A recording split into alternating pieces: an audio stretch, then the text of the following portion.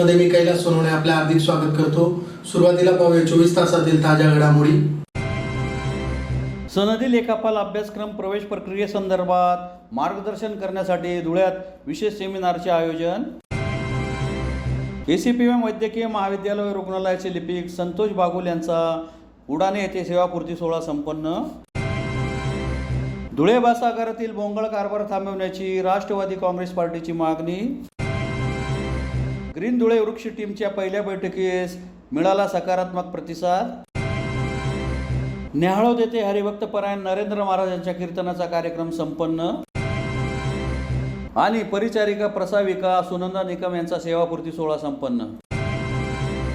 आता बातमीपत्र विस्ताराने। धुळे सीए शाखा कार्यालयामार्फत वाणिज्य शाखेतील विद्यार्थी व त्यांच्या पालकांसाठी सनदी लेखापाल अभ्यासक्रम प्रवेश प्रक्रियेसंदर्भात मार्गदर्शन करण्यासाठी रविवारी गली नंबर 2 येथील कार्यालयात विशेष सेमिनारचे आयोजन करण्यात आले होते। इन्स्टिट्यूट ऑफ चार्टर्ड अकाउंट्स नवी दिल्ली अंतर्गत कार्यरत पश्चिम विभागीय धुळे सीए शाखा कार्यालयामार्फत वाणिज्य शाखेतील विद्यार्थी व त्यांच्या पालकांसाठी सनदी लेखापाल अभ्यासक्रम प्रवेश प्रक्रियेसंदर्भात मार्गदर्शन करण्यासाठी रविवार दिनांक 2 जून रोजी सकाळी 10 वाजता गल्ली नंबर 2 मधील जैन स्थानकासमोरच्या कार्यालयात विशेष सेमिनारचे आयोजन करण्यात आले होते। यावेळी सीए शाखेचे माजी अध्यक्ष व सनदी लेखापाल रचेंद्र मुंडळा यांनी वाणिज्य शाखेतील विद्यार्थ्यांसाठी करिअरची संधी प्रवेश प्रक्रिया या संदर्भात विद्यार्थी व पालकांना सविस्तर मार्गदर्शन केले। या प्रसंगी धुळे शाखेचे अध्यक्ष सीए सागर गर्ग, उपाध्यक्ष व सचिव एस अंचिलिया, खजिनदार निलेश अग्रवाल, कार्यकारिणी सदस्य विशाल शर्मा, गोविंदा अग्रवाल आदि उपस्थित होते।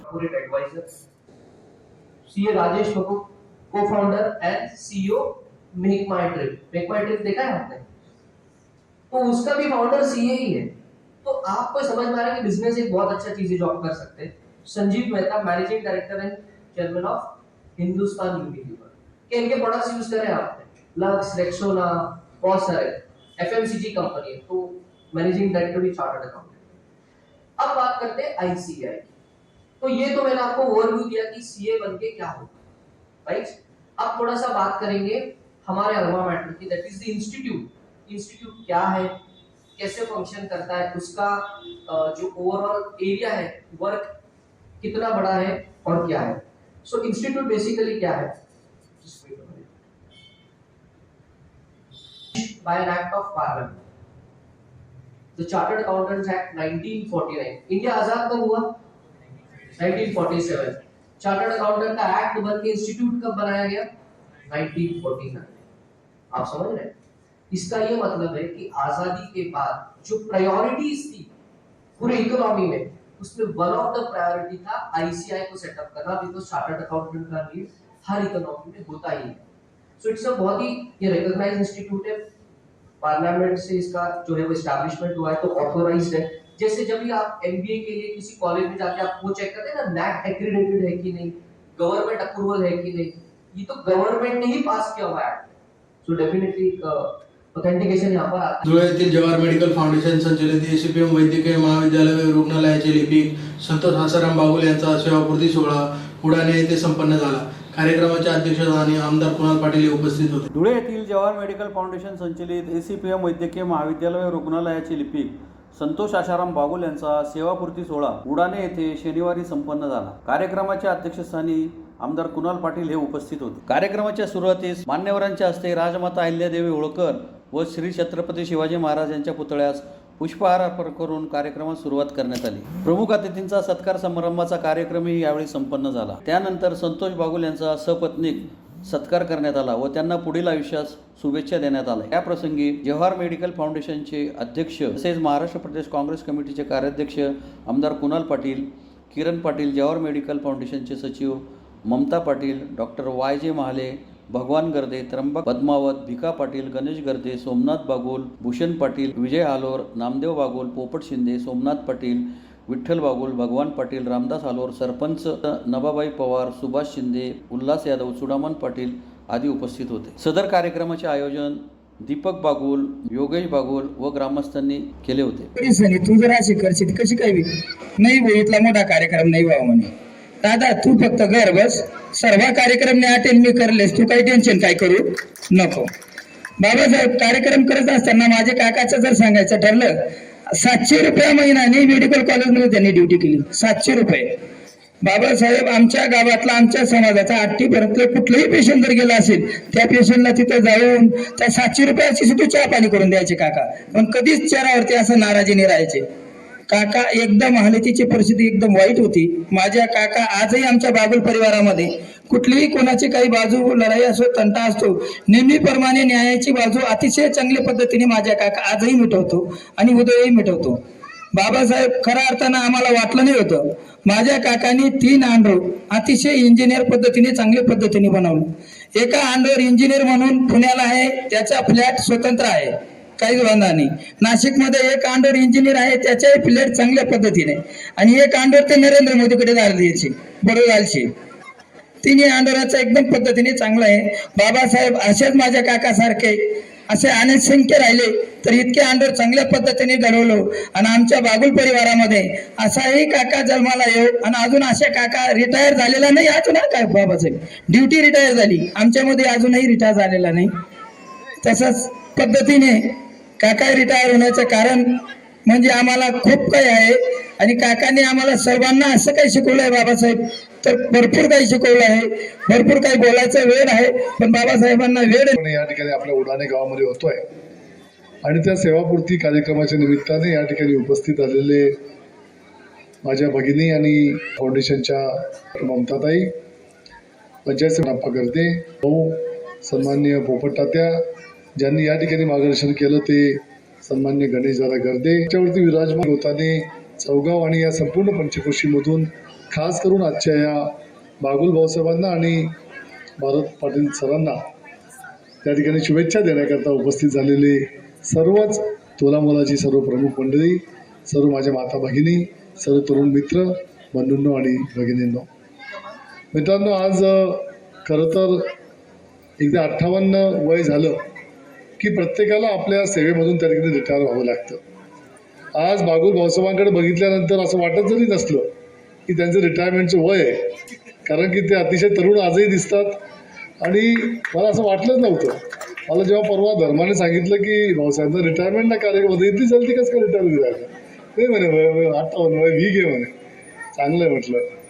म्हणजे याचा अर्थ घरमातली सेवा फार चांगली होईल तुमची, आणि खाणं पिणं सर्व व्यवस्थित भेटेल. त्यामुळे तुम्ही आजही एकदम तरुण दिसता. आणि एक गोष्ट खूप चांगली सांगितली धर्माने की तुम्ही फक्त नोकरीमध्ये रिटायर व्हायले, तुम्ही आमनामध्ये रिटायर व्हायला नाहीत आणि होऊ देवाच नाहीत आम्ही तुम्हाला कधीच. तुम्हाला कायमस्वरूपी कार्यरत राहणं पडी, आपला गाव करता, आपला परिसर करता, सेवा देवाले सर्व आपला जेवढा नाता होताना पेशंट राहतील त्यासले सर्वासले मेडिकल फाउंडेशनले ली जाईल, त्यासले सर्वासले चांगलं दुरुस्त करी परत घर धाडणं काम आपले कायमस्वरूपी करत राहणं पडी. आज खूप मनाला समाधान वाटतंय की या ठिकाणी एखाद्या माणसाचं स्वप्न असतं की मी माझ्या आयुष्यामध्ये काय करावं नेमकं. आज तो किती मोठा माणूस जरी असला की किंवा एखादा साधा कामगार माणूस असला, त्याच्यापासून तर सर्वात मोठ्या उच्च पदावरती गेलेल्या एखाद्या मंत्र्याला सुद्धा हेच वाटतं की माझं आयुष्य चांगलं गेलं पाहिजे, माझ्या कुटुंबाचा नेटका चरित्र चालला पाहिजे, आणि माझी मुलं चांगले शिकून त्यांचं पुढे भविष्यामध्ये चांगलं झालं पाहिजे. हा स्वप्न प्रत्येक माणूस स्वतःच्या जीवनामध्ये बघत असतो. आणि आज जेव्हा धर्मा मला सांगत होतं की तिघही मुलं हे चांगले शिकले आणि तिघही मुलांनी त्या ठिकाणी BSc करून ते नोकऱ्यांना लागले, आणि एक मुलगा बडोद्याला, एक मुलगा पुण्याला, आणि तिसरा कुठे नाशिकला. म्हणजे बडोदा, पुणे आणि नाशिक तिन्ही प्रमुख शहरेसवर तुम्हाला उत्तराधिकारी तुम्ही धाडील शहर इतकं चांगलं आयुष्य माणसाला भेटतं. धुळे बस आगारात होणाऱ्या दुचाकी चोरी तसेच सुरू असलेला भोंगळ कारभार थांबवून उपाययोजना कराव्या अशी मागणी राष्ट्रवादी काँग्रेस अजित पवार गटातर्फे आगार व्यवस्थापकांना निवेदनाद्वारे करण्यात आली आहे. धुळे बस आगारात होणाऱ्या दुचाकी चोरी तसेच आगारामार्फत सुरू असलेला भोंगळ कारभार थांबवून उपाययोजना कराव्या अशी मागणी राष्ट्रवादी काँग्रेस अजित पवार गटातर्फे आगार व्यवस्थापकांना निवेदनाद्वारे करण्यात आली आहे. निवेदनात म्हटले आहे की धुळे बस आगारात दुचाकी चोऱ्यांचे प्रमाण वाढले आहे, यासाठी उपाययोजना करणे गरजेचे आहे. आगारात अतिशय भोंगळ कारभार सुरू असून सर्वदूर अस्वच्छता पसरली आहे, यामुळे प्रवाशांना नाहक त्रास सहन करावा लागत आहे. याबाबत त्वरित उपाययोजना करावी, अन्यथा आंदोलन छेडण्याचा इशारा देण्यात आला आहे. यावेळी राष्ट्रवादीचे शहर जिल्हाध्यक्ष कैलास चौधरी, महिला शहराध्यक्ष जया साळुंके, उमेश महाजन, सुरेश आयरे, संजय आयरे, गणेश धुळेकर, वंदना केदार, रंजना निकुंबे, सरला मोहिते, पंकज वारसकर, संतोष केदार, एजाज शेख, समीर काटिक, नाना ठाकरे, जयेश पाटील, संजय जगताप, प्रमोद साळुंके, अभिजित देवरे, शीतल देवरे यांच्यासह कार्यकर्ते मोठ्या संख्येने उपस्थित होते. राष्ट्रवादी काँग्रेस पार्टी धुळे शहरतर्फे आगार प्रमुखांना आम्ही निवेदन देण्यासाठी आलो होतो. धुळे बस डेपोमध्ये स्थानक प्रमुख जे आहेत ते उपस्थित राहत नाही, त्याच्यामुळे नागरिकांना गैरसोय होते आणि महिलांकडनं संडासीचे पैसे वसूल केले जातात की जे फ्री ऑफ चार्ज आहे. आणि वेळोवेळी कंप्लेंट करून देखील सुद्धा आम्हाला आगार प्रमुखांनी सांगितलं की आम्ही त्यांना वेळोवेळी दंड केलेला आहे, पण त्यांना जो दंड होतो त्यापेक्षा काही पटीने तो पैसे वसूल करतात रोज. त्यामुळे आम्ही आगार प्रमुखांना विनंती केली की ह्या लोकांना तेथून बदलण्यात यावे, जेणेकरून दुसऱ्याला तरी हे पोचेल की असे प्रकार केल्यास आपला रोजगार जाऊ शकतो. आणि स्वच्छतेच्या बाबतीत आम्ही आगार प्रमुखांना सूचित केलं आहे की स्वच्छता आणि CCTV कॅमेरे हे त्वरित सुरू करण्यात यावे, जेणेकरून ह्या 6 दिवसामध्ये 6 मोटरसायकली बस स्थानकातनं चोरीत गेलेल्या आहेत आणि त्यासाठी हे बस डेपोच जबाबदार आहे. जेणेकरून जर कॅमेरे चालू राहिले असते तर त्या मोटरसायकली सापडण्यासाठी त्याचा लाभ झाला असता. म्हणून आम्ही आगार प्रमुखाची भेट घेऊन पुढील 7 दिवसामध्ये यामध्ये काही नवे बदल घडून आले नाही तर राष्ट्रवादी काँग्रेस पार्टी तीव्र स्वरूपाचं आंदोलन आणि स्थानक प्रमुखाच्या विरोधामध्ये कारवाई न केल्यामुळे आम्ही तीव्र स्वरूपाचं आंदोलन छेडू असा इशारा आम्ही आगार ग्रीन धुळे वृक्ष टीमची पहिली बैठक पांढरा नदी किनारील गणपती मंदिर परिसरातील चौपाटीवर रविवारी संपन्न झाली. बैठकीत अनेक महत्त्वपूर्ण निर्णयाबाबत चर्चा होऊन सकारात्मक प्रतिसाद मिळाला. ग्रीन धुळे वृक्ष टीमची पहिली बैठक शहरातील पांढरा नदी किनारील सिद्धेश्वर मंदिर परिसरातील चौपाटीवर अतिशय उत्साहपूर्ण वातावरणात रविवारी संपन्न झाली. यात अनेक महत्त्वाचे निर्णय घेण्यात आले. त्या अंतर्गत ग्रीन धुळे वृक्ष टीमतर्फे कालिका माता मंदिर परिसरातील वृक्षांना पाणी देण्यापासून उपक्रमास सुरुवात करण्यात आली. बैठकीत उपस्थित अनेक मान्यवरांनी प्राथमिक स्वरूपात त्यांची मते मांडली. यावेळी एक ढोबळ आराखडा तयार करण्यासाठी सुझाव देण्यात आले. सर्वच सुझाव एकाच वेळी अंमलात आणणे शक्य नाही, परंतु सुरुवात म्हणून काही निर्णय घेण्यात आले. बैठकीत ठरल्याप्रमाणे शहराच्या विविध भागामधून आलेल्या सर्व सन्मान्य सदस्यांनी प्रथमतः प्राथमिक स्वरूपात त्यांच्या रहिवासी भागातून स्वतः प्रतिनिधित्व करण्याचे ठरवण्यात आले. सुरुवातीला शहरातील ओपन स्पेसमध्ये तसेच काही प्रमुख रस्त्यांच्या दुतर्फा नदी किनारी वृक्षारोपण करण्याचे ठरले आहे. तसेच ग्रीन धुळे वृक्ष टीमला आर्थिक मदत करणाऱ्या दानशूर व्यक्तींची संपर्क साधण्याचे आवाहन करण्यात आले. दानशूर व्यक्ती जी आर्थिक मदत करतील त्यांचे ग्रीन धुळे वृक्ष टीम ग्रुपमध्ये नावे जाहीर करण्यात येतील. तसेच वस्तू स्वरूपात वृक्ष, T guard, drip tanker, JCB tractor व्यक्तींना मदत करायची असेल त्यांचे नाव जाहीर करण्यात येतील.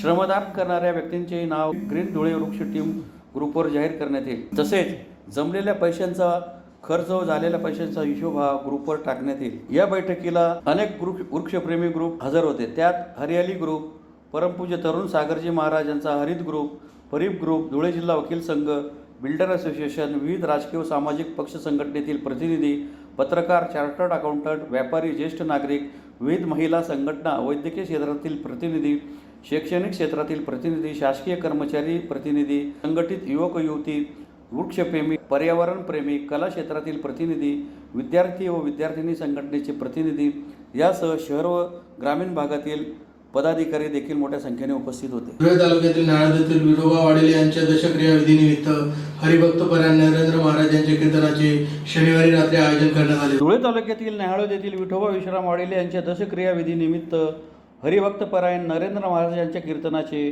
शनिवारी रात्री गावातील माळीवाडा येथे आयोजन करण्यात आले होते. नरेंद्र महाराज यांनी कीर्तनात परमेश्वराच्या भक्तीत तल्लीन होण्याचा मार्ग भाविकांना सांगितला. यावेळी महिला भगिनींसह पुरुष वर्ग मोठ्या संख्येने उपस्थित होते. त्याप्रमाणे समाज विषयी तळमळ मनामध्ये, समाजातल्या ज्या अनिष्ट चाली, रूढी, प्रथा, परंपरा, अंधश्रद्धा, व्यसन आहेत, या सर्वांमधून समाज मुक्त व्हावा अशी अंतर्मनामध्ये ज्यांची तळमळ, आपला समाज सन्मार्गाला लागावा, निर्वस्ती व्हावा अशी तरुण पिढी ही व्यसनाच्या आधी गेली. तिचं जीवन सुखकर व्हावं यासाठी स्वतः वारकरी संप्रदायाची दीक्षा घेऊन निर्वेशनी जीवन कसं जगावं त्याच्यासाठी काय करावं याचा एक आदर्श डोळ्यासमोर ठेवून ज्यांची जीवनाची वाटचाल होते, कुटुंब कसं सांभाळावं असा एक त्यांचा आदर्श होता, असेच तुम्हा आम्हा सर्वांसाठी आदर्शवत मार्गदर्शक हरिभक्तपरायण वैकुंठवासी विठ्ठल विश्राम वाळीले आणि सर्वजण त्यांना विठोबा महाराज म्हणायचे. असे आमचे आवडते सर्वांचे विठोबा महाराज गुरुवार दिनांक 23/5/2024 रोजी संध्याकाळी अर्थात दुपारी 4:35 त्यांची देवाज्ञा झाली. अर्थात या लोकांचा निरोप त्यांनी घेतला. परलोकात त्यांनी मार्गक्रमण केलं. त्यांच्या मागे असणारा हा परिवार, त्यांच्या मागे बंधू आहेत. सदाशिव विश्राम वाडिले, माधवराव विश्राम वाडिले, साईनाथ विश्राम वाडिले, चिरंजीव आहेत चंद्रशेखर विठ्ठल वाडिले, डायमंड साईनाथ वाडिले, स्वप्नील माधवराव वाडिले. हा संपूर्ण वाडिले परिवार न्याहळत परिसरातील यांच्यावर हा आपला भाऊ, आपले वडील, आई आहेत. आईने आपला एक मुलगा गमावण्याचं दुःख या परिवारावर आलेलं आहे. मुले आहेत, मुलीने आपला बाप गमावण्याचं दुःख त्यांच्या जीवनामध्ये आलेलं आहे. हे सर्वच दुःख सहन करण्याची शक्ती भगवान परमात्मा त्यांना प्रदान करावं आणि जीवनामध्ये झालेल्या काही कळत न कळत पापुण्याच्या विषयाच्या आधारे अर्थात ज्यांनी वारकरी संप्रदायाची दीक्षा घेतली, गळ्यामध्ये तुळशी माळ घातली, त्यांच्यासाठी पाप आणि पुण्य हा विषय संपूर्ण जातो. त्यांची जन्म मरणाची हरदार संपते, इहलोकाची यात्रा स्वर्गलोकापर्यंत पोहोचते. पण तरी काही पुण्य अपुरं पडत असेल तर आपल्या वडिलांना, आपल्या भावाला सद्गती मिळावी म्हणून काहीतरी अन्नदान आणि त्याच्याबरोबर ज्ञानदान आणि नामदान होणं गरजेचं आहे. हा शुद्ध हेतू जीवनामध्ये ठेवून, संसारामध्ये ठेवून आजच्या ह्या कीर्तनाच्या कार्यक्रमाचं आयोजन केलं गेलं. आयोजक हरिभक्तपरायण त्यांच्या असणाऱ्या कन्या मुलगी सौ चारुशिला हेमंतराव सावंत धुळे यांच्या कन्याने हा कार्यक्रम या ठिकाणी याचं आयोजन केलं.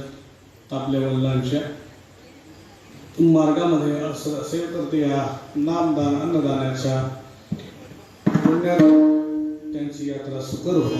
परिचारिका प्रसाविका सुनंदा निकम यांचा सेवापूर्ती सोहळा धुळे शहरातील गुरुद्वारा समोरील कान्हा रेजन्सी येथे रविवारी संपन्न झाला. परिचारिका प्रसाविका या पदावरून 32 वर्षाच्या सेवेतून सेवानिवृत्त होणाऱ्या सुनंदा निकम यांचा सेवापूर्ती सोहळ्याचा कार्यक्रम धुळे शहरातील गुरुद्वाराजवळील कान्हा रेजन्सी येथे रविवारी संपन्न झाला. कार्यक्रमाच्या अध्यक्षस्थानी हेमलता बिडकर या उपस्थित होत्या. सुनंदा निकम लिखित कैसेन योद्धा आत्मचरित्राचे मान्यवरांच्या हस्ते प्रकाशनही करण्यात आले. यावेळी उपस्थित मान्यवर तसेच निकम यांच्यावर प्रेम करणाऱ्यांतर्फे त्यांचा सपत्नीक सत्कार करीत त्यांना पुढील आयुष्यात शुभेच्छा देण्यात आल्या. या प्रसंगी डॉक्टर सचिन बोडके, शिवाजी गवळी, पुरुषोत्तम वैष्णव, शिवराज जाधव, विश्वासराव मोरे, संजू वाडे, मंगला जोशी, पुष्पा जावतकर, प्रतिभा गोवर्धने आदी उपस्थित होते.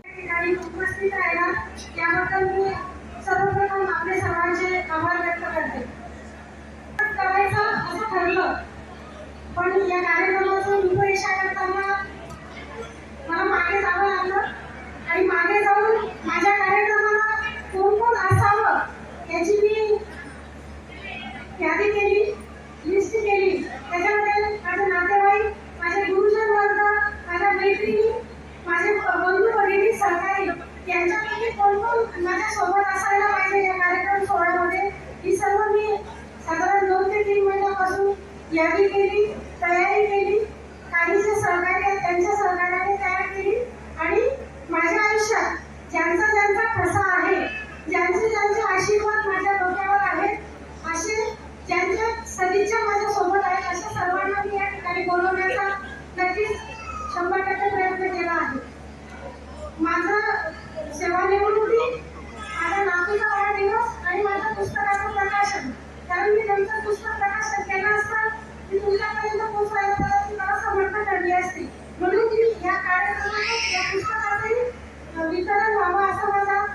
माणूस होता आणि तो मी काही म्हणजे खूप काही पूर्ण केला. साधारणतः 2 महिन्यामध्ये मला त्याला अंतिम स्वरूप देता आलं आणि ते मी पूर्ण करण्याचा प्रयत्न केला. या पुस्तकाला डिझाईन करण्यासाठी कुणाची मनोगत असावे, कुणाची प्रस्तावना असावी, कुणाच्या शुभेच्छा असाव्यात हा सुद्धा मी विचार केला आणि ज्यांचा नक्कीच माझ्या आयुष्यामध्ये एक चांगला वाटा आहे, ज्यांच्यामुळे मी घडू शकले आहे, ज्यांच्याकडे बघून मला प्रेरणा मिळाली आहे, ज्यांच्या शुभेच्छा माझ्या बरोबर होत्या, ज्यांच्यामुळे त्रास झाला त्यांनी मला खरं बनवलं ते सुद्धा माझ्या डोळ्यापुढे आले आणि त्या सगळ्यांचा मी या ठिकाणी समावेश करण्याचा पुरेपूर प्रयत्न केला. आणि त्या पुस्तकाला काय नाव द्यावं, झुंजवाला राहून सरळ असे नाव होते, पण मी थोडं मी वाचत असते, शोधत असते आणि त्या शोधण्यामध्ये मला कैसे हे सापडलं. हे कैसे हा शब्द असा ब्रिटिशच्या डिक्शनरीतला आहे.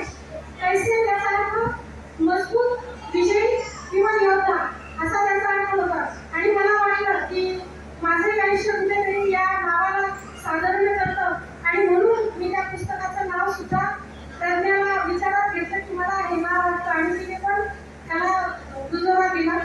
त्याच्या टीमने घेतलेली मेहनत आणि त्या मेहनतीनंतर प्रत्यक्षात जेव्हा काम करायला सुरुवात झाली आणि त्या काम करताना त्यांनी आलेले अनुभव आले आणि त्यांनी त्या पदाचा त्याग केला आणि त्यासाठी त्यांना ताकद घेतली. कार्यपद्धती आपल्या राज्याचे नेतृत्व शूटिंग चालू आहे नाही आवडलं तर त्या पद्धतीने त्यांनी त्या ठिकाणी स्वीकारलं. असे अनेक प्रसंग आहेत. प्रशासनात काम करताना, संघटनेचे नेतृत्व करताना प्रशासनाचे अधिकारी सुद्धा अनेक वेळा अडचणी आणतात. वागणूक कशा पद्धतीने देतात, जाणीवपूर्वक बदल्या करतात आणि पनिशमेंट करतात.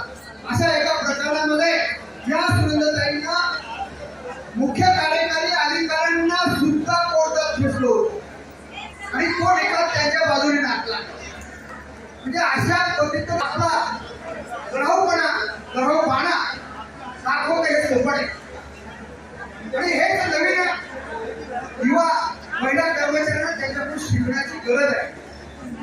अनेक कार्यक्रम राबवताना विशेषतः जागतिक महिला दिनाच्या निमित्तानं आम्ही महिलांचे कल्चरल प्रोग्राम आयोजित करतो आणि सरकारी महिला कर्मचाऱ्यांचे जिल्हा परिषदचे आरोग्य कर्मचारी तिथे एकत्रित आम्ही कार्यक्रम त्या प्रचंड माहिती पाहिजे की नवीन मुली जॉईन होत नाही, एकत्र येत नाही, भाग घेत नाही आणि त्यावेळेस त्याचा फ्रस्ट्रेशन येतं.